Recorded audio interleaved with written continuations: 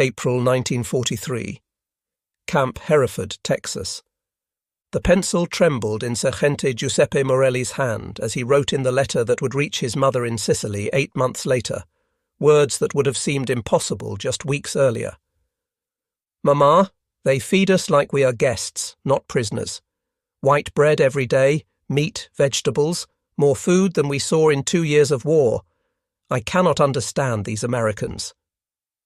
Through the barracks window, he watched electric lights blazing across the Texas plains, tractors working the fields, and American guards sharing cigarettes with Italian prisoners. Everything contradicted what Mussolini's propaganda had promised. Italy was supposed to be creating a new Roman Empire. America was supposed to be weak and divided, ready to collapse. Yet here, in captivity, Italian soldiers discovered abundance beyond imagination. When the first Italian prisoners arrived at Camp Hereford in April 1943, they were among approximately 51,000 Italian prisoners of war who would reach American shores. The first Italian POWs had begun arriving in the United States in November 1942, following the Allied invasion of North Africa. These men had surrendered in Tunisia when General Giovanni Messe's First Army finally collapsed after months without supplies. They expected harsh treatment, forced labour, perhaps death. Instead, they found what thousands would later describe in letters home as quasi un. The end had come swiftly in Tunisia. After years of fighting across North Africa's deserts, Italian forces faced impossible odds. No supplies arrived from Italy, German allies treated them as expendable, and British and American forces pressed from 2 directions. Among the 275,000 Axis troops who surrendered in May 1943 were approximately 50,000 Italians. These North African prisoners would form the core of what eventually grew to 51,000 Italian POWs in the United States, as more arrived from subsequent battles in Sicily and mainland Italy. The journey from defeat to revelation began in the collection camps of Tunisia. American military efficiency immediately impressed the Italians. Medical examinations were thorough. Many received their first real medical care in years. New clothing replaced uniforms that were more patches than original fabric. But the food stunned them most. After months of survival rations, the Americans provided white bread, canned meat, coffee with sugar and chocolate. The Liberty ships that carried them across the Atlantic were returning from delivering supplies to the European theatre. Rather than sail back empty, they carried human cargo, up to 30,000 POWs per month by summer 1943. The 2-week voyage across the Atlantic provided the first systematic contradiction of fascist propaganda. The ships themselves were monuments to American productivity, vessels mass-produced at rates Italy could never achieve. Italian POWs discovered that radar equipment, which they had seen only on advanced British warships, was standard on American cargo ships. The ship's mess provided daily shock. American sailors had ice cream machines, unlimited coffee, fresh bread and meat. They discarded food that would have been treasured in Italy. This casual waste demonstrated resources beyond comprehension. As Italian POWs disembarked at ports like Norfolk, Virginia, and on the West Coast, they entered a world that exceeded imagination. The ports sprawled across thousands of acres, with docks stretching for miles. Dozens of ships loaded and unloaded simultaneously. Electric cranes lifted loads that would require dozens of men in Italy. But most striking was the civilian prosperity. Parking lots filled with workers' automobiles. In Italy, only the wealthy owned cars. Every building had electricity. Shops displayed goods that had vanished from Italian stores before the war. The prisoners travelled by passenger train, not cattle cars. They rode in coaches with cushioned seats, electric lights, and dining cars. The journey into America's heartland revealed a nation of impossible wealth. Every small town had electricity, automobiles, and shops full of goods. Factories ran 3 shifts with electric power. Even rural farms had tractors and electrical lines. Camp Hereford was designated exclusively for Italian prisoners, while other camps, like Camp Hereford, held primarily German POWs. The camp encompassed 4 compounds with barracks, mess halls and infirmaries surrounded by barbed wire fences monitored by armed guards. At its peak, it held 3,860 prisoners. The Hereford camp alone contained Italian POWs, 2,580 men, making it one of the primary centres for Italian prisoners in Texas. The camps exceeded Italian military standards. Barracks had electric lights, hot showers, flush toilets, and heating. The hospitals contained equipment unavailable in Italy since before the war, including X-ray machines and modern surgical tools. To the Italian prisoners, the camps were almost paradise. Although there were instances of mistreatment, especially toward the NONS, they were kept in clean barracks, had hot showers, an abundance of food, and they could spend the money they saved from their work at the local PX. The food overwhelmed them. 3 meals daily with meat, vegetables, bread, milk, and often dessert. Special meals for holidays exceeded anything they had known even before the war. Kitchen workers reported throwing away more food daily than their families in Italy received weekly. Everything changed on September 8, 1943, when Italy surrendered and signed an armistice with the Allies. Marshal Pietro Badoglio's government switched sides, declaring war on Germany on October 13th. After Italy surrendered, the Prime Minister instructed Italian POWs to collaborate with the Allies. Beginning in February of 1944, the United States Army Service Corps offered the Italian POWs in the United States the opportunity to join what came to be known as Italian service units.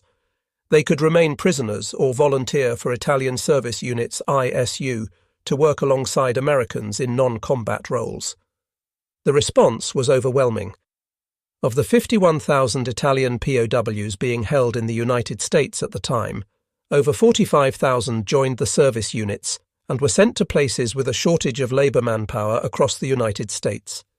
They signed pledges to assist against their former German allies and received privileges that transformed their experience. Even though they were officially still classified as POWs, they nevertheless donned uniforms that were differentiated only by a patch that read Italy, that was worn on the left sleeve and stitched onto the standard garrison cap. They also received a monthly stipend of $24, of which only 1/3 was paid in cash. The rest was issued as script to be used on the base where they were being held to pay for various supplies and personal items. In California, where the war was palpable through to the end of 1945 because of the intensity of fighting in the Pacific, Italian POWs working in support of the war effort were actually received most enthusiastically. The state's large Italian-American population, established since the gold rush era as fishermen, farmers and winemakers, embraced the POWs. The most amazing story being that of the Italian POWs stationed on Angel Island, who held regular dances in a hall in San Francisco that they rented with their own money. Using their earnings, they organized Saturday night dances that became major social events. American women attended, chaperoned but eager to meet the Italian soldiers. Italian prisoners of war worked in California's agricultural fields, witnessing farming on a scale that defied comprehension. Single farms were larger than Italian provinces. Mechanical harvesters did the work of hundreds of men. Italian ISU members became essential contributors to the American war effort. They loaded ships for D-Day, harvested crops that would have rotted without their labour, and maintained military equipment with expertise gained in North Africa.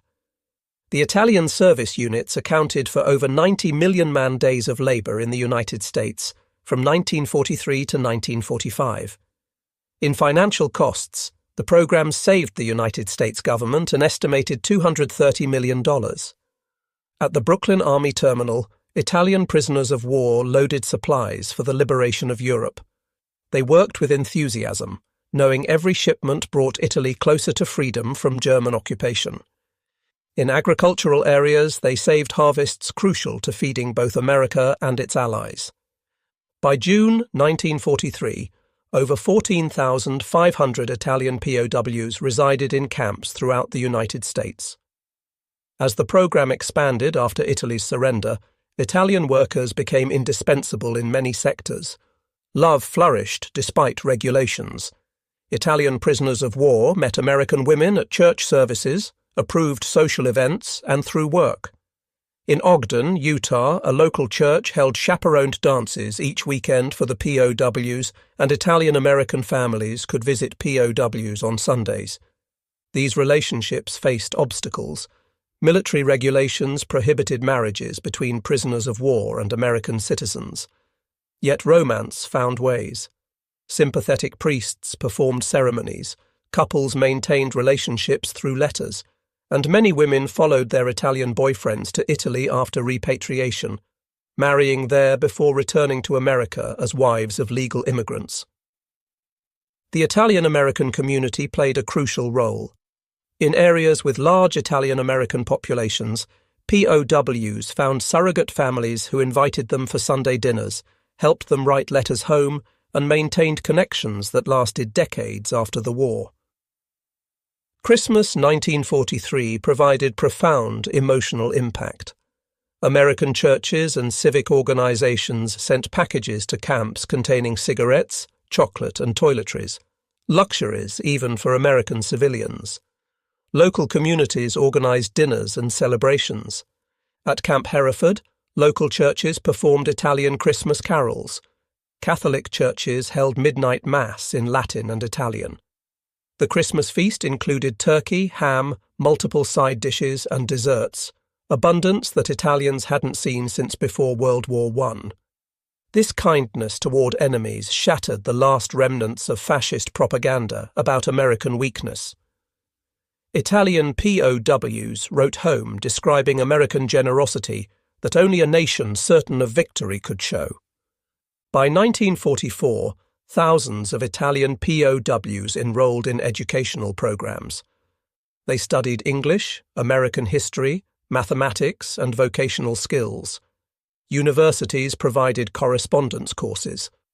The camps showed Hollywood films and published newspapers that evolved from simple news sheets to sophisticated publications discussing democracy and post-war reconstruction. Italian POWs built theatres, formed orchestras, and created art that remains in many locations today. At various camps, they constructed elaborate fountains, painted murals, and built chapels that still draw visitors. These weren't crude prisoner crafts, but professional quality work that demonstrated Italian artistic tradition.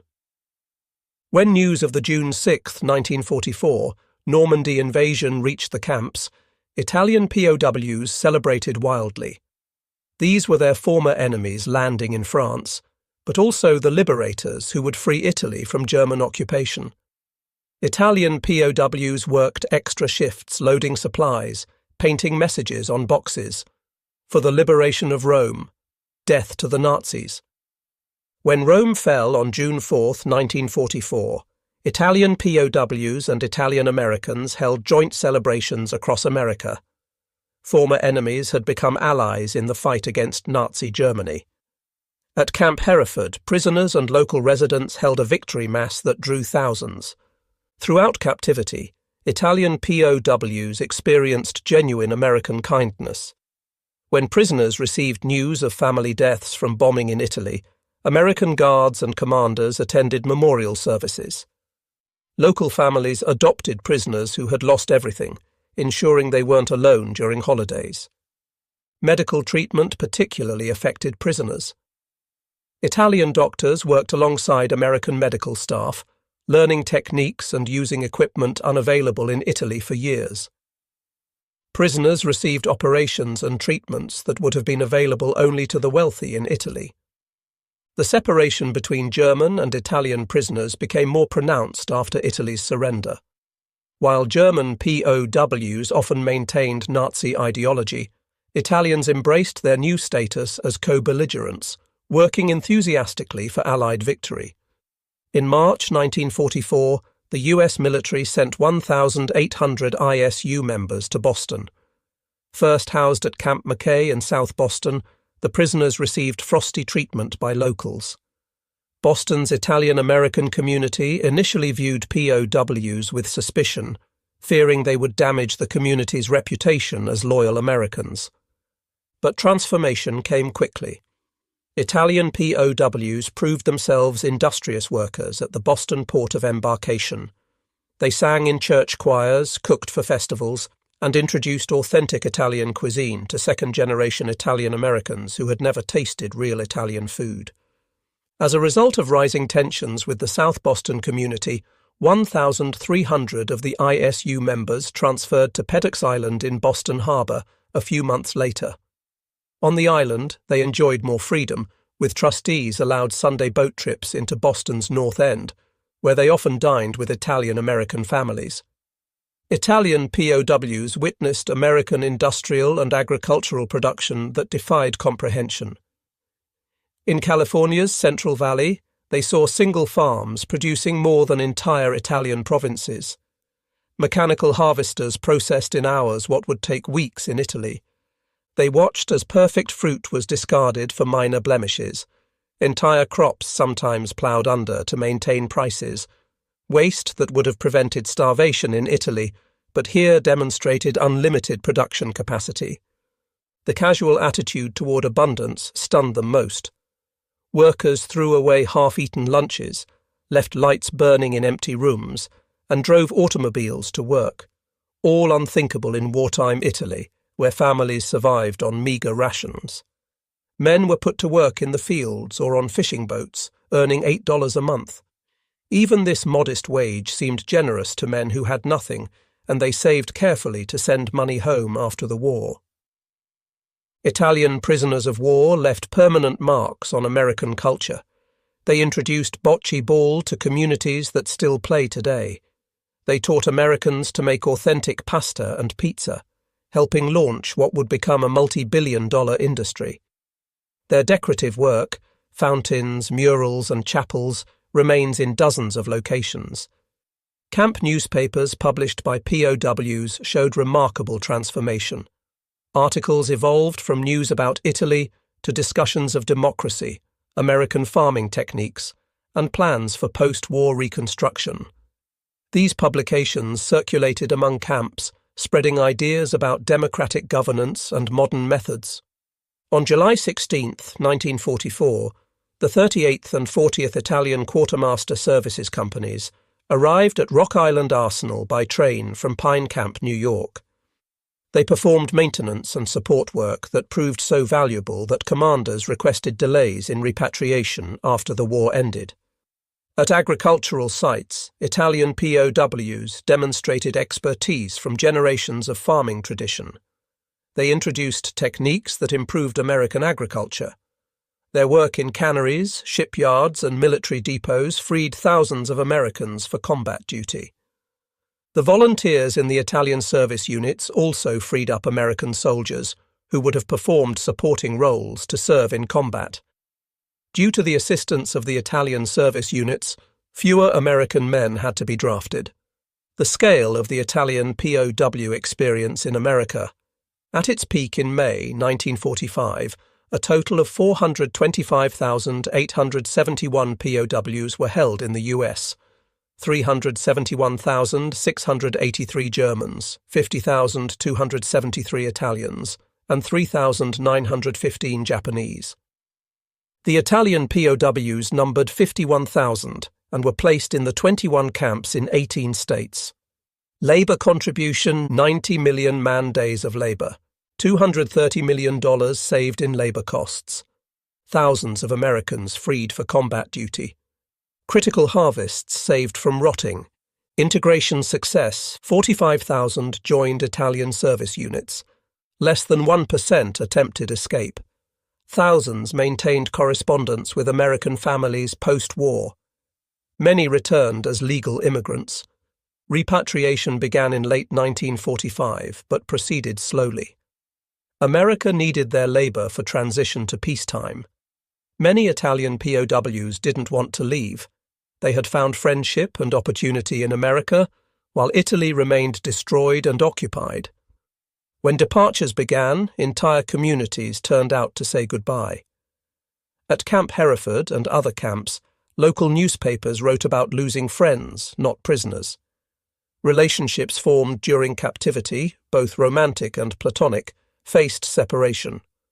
Between December 1945 and July 1946, Italian POWs returned to Italy carrying knowledge of American democracy, agricultural techniques, and industrial methods. They became inadvertent architects of Italy's post-war reconstruction, implementing American approaches learned during captivity. As promised, many former POWs returned to America as legal immigrants. Sponsored by employers who valued their skills, families they had befriended, or women they had married, thousands made new lives in America. These immigrants succeeded remarkably. They founded businesses, particularly in food industries and import-export trade between Italy and America. They maintained connections between the nations that facilitated post-war recovery and trade. Former POWs and their descendants achieved prominence in American society. They became judges, business leaders, military officers, and community leaders. Their children, raised with both Italian and American heritage, bridged cultures in unique ways. Today, physical reminders of the Italian POW experience survive across America. At Camp Hereford, a small chapel built by prisoners in 1945 still stands. Constructed to honour 5 men who died at the camp, it features concrete made to look like marble and serves as a pilgrimage site for descendants. Bocce courts from California to Massachusetts trace origins to Italian POWs, who introduced the game. Italian festivals in unlikely places like Texas and Utah celebrate the POW legacy. Recipes taught by POW cooks remain family traditions. But the true monuments are the families and communities transformed by this experience. Business relationships established during the 1940s continue through 3rd and 4th generations. Sister city relationships between American and Italian towns originated from POW connections. Historians recognize the Italian POW experience as remarkably successful in transforming enemies into allies. Unlike traditional re-education through propaganda, Italian POWs were converted through experience, witnessing American democracy and prosperity firsthand. Several factors contributed to this success. Italy's surrender in 1943 changed POW status from enemy to co-belligerent. Italian-American communities provided cultural bridges. Catholic faith shared by many Italians and Americans created bonds. Italy's pre-war economic struggles made POWs receptive to alternatives. American abundance and kindness contradicted fascist propaganda. The contrast with German POWs is instructive. While Germans often maintained Nazi ideology despite similar treatment, Italians almost universally embraced American values. This difference reflected cultural factors and the timing of Italy's surrender. The Italian POW experience influenced both nations profoundly. For America, it demonstrated the power of kindness and prosperity in winning hearts and minds. For Italy, returning POWs brought knowledge that contributed to post-war democratic development and economic recovery. Former POWs helped establish business connections between Italy and America that facilitated trade and investment. They introduced American agricultural and industrial techniques that modernized Italian production. Most importantly, they carried memories of democracy functioning successfully, providing models for Italy's post-war government. The program succeeded because it relied on demonstration rather than indoctrination. Italian POWs saw American society functioning effectively while treating enemies with dignity. They witnessed production capacity that made victory inevitable. They experienced living standards that exposed fascist promises as fantasies. Starting in the 1970s, former Italian POWs organized reunions in America. These gatherings celebrated transformation and friendship rather than captivity. The 1988 reunion at Camp Hereford drew hundreds of former POWs and thousands of Americans who had known them. Veterans spoke of gratitude for American kindness, of lives transformed by captivity, of enemies who became family. Their testimonies emphasized that their imprisonment had been fortunate, opening doors to democracy, prosperity, and friendship. At these reunions, elderly men who had arrived as Mussolini's soldiers embraced American guards who had become lifelong friends. Their grandchildren, American and Italian, played together, living proof of reconciliation. Why did Italian POWs call American camps almost paradise? Not because captivity was pleasant, but because it revealed possibilities they never imagined. They discovered that prosperity came from freedom rather than conquest, that diversity created strength rather than weakness, that democracy functioned better than dictatorship. They witnessed ordinary Americans living better than Italian aristocracy. They saw workers owning automobiles, farms using machinery, factories producing abundance. They experienced kindness from enemies that their own government never showed them. The paradise was relative. Compared to years of war, starvation, and propaganda lies, American camps offered food, safety, and dignity. Compared to what awaited in bombed, occupied Italy, America represented hope and opportunity. The Italian POW experience enriched American culture permanently. Pizza, now a multi-billion-dollar industry, was popularized partly by POW cooks who taught Americans authentic preparation. Espresso culture, decades before Starbucks, was introduced by Italian prisoners to communities that had never tasted real coffee. In small towns across America, Italian festivals celebrate connections born from the POW experience. In Hereford, Texas, the annual POW reunion became a community tradition. In California's Central Valley, wineries founded by former POWs or their descendants produce wines using techniques brought from Italy. The linguistic impact was significant.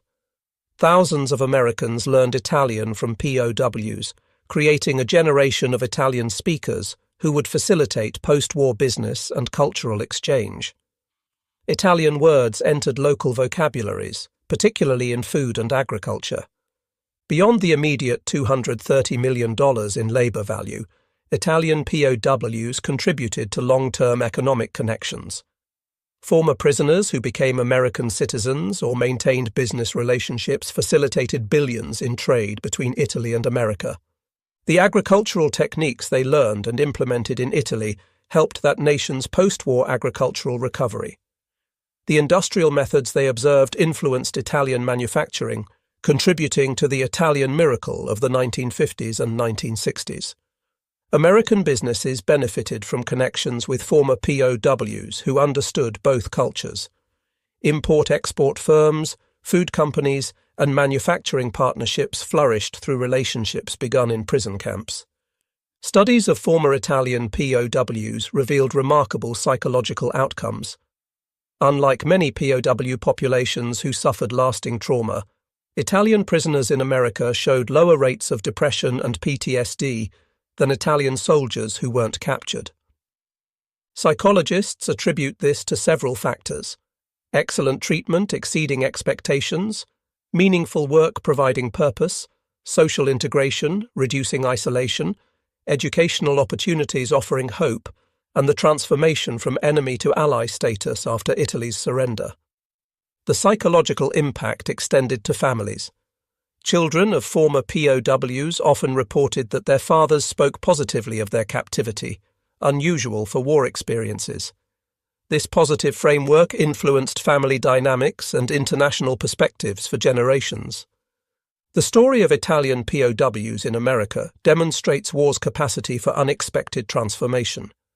Men who arrived as Mussolini's soldiers left as democracy's advocates.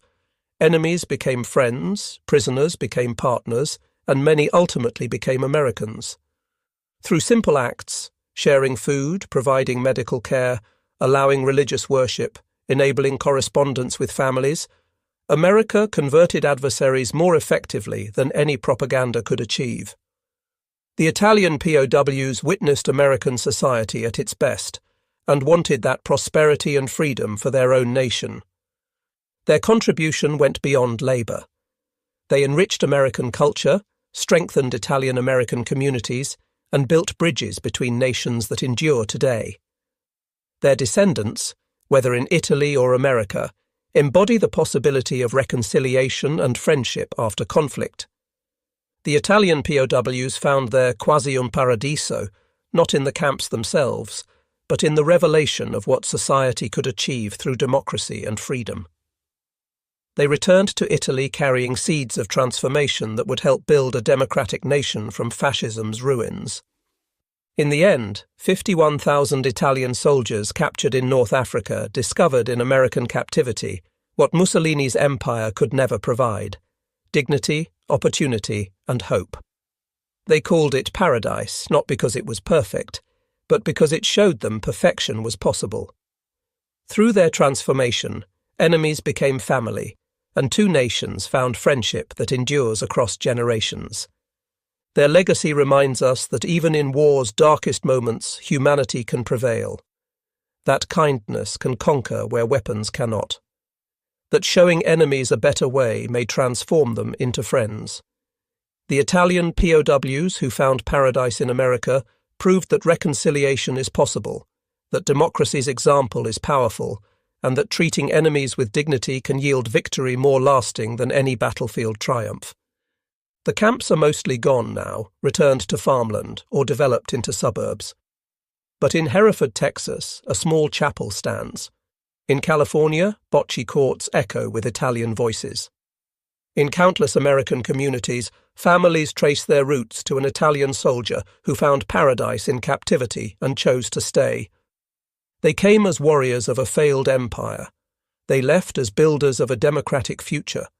They arrived as prisoners. They discovered paradise. And in that discovery, two nations found a friendship that neither war nor time could break.